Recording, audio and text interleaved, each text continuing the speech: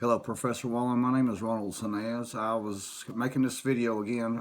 You was wanting us to do it based on what we did in college, and I'm going based on Autotech. So you were actually talking about your 2014 Nissan Altima. You were telling me that it stalls when you press the gas. It has a kind of jerking movement forward.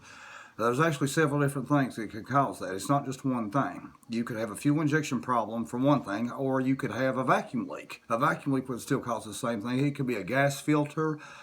It could be an electrical problem. The first thing I would do is actually give it a visual inspection. I would actually check for vacuum leaks. That would be the first thing I would do right off the rip.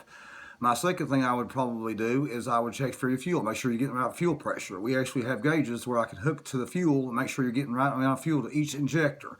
I would start one by one testing each one of them to make sure that it was getting the proper fuel.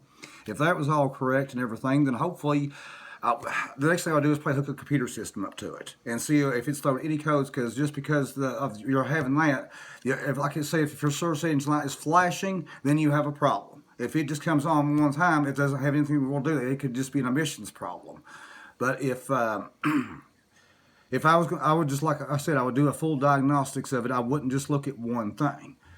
If the vacuum's on there, if it's got even a vacuum leak at all, I will know that, because usually you can hear it hissing, or you can hear it somewhere in that, in that radius.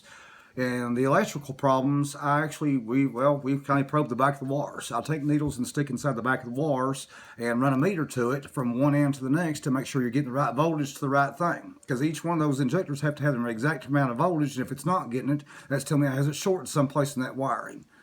That's what I would do, to start out with, that would be me working on your vehicle and me selling you my services. And I thank you very much.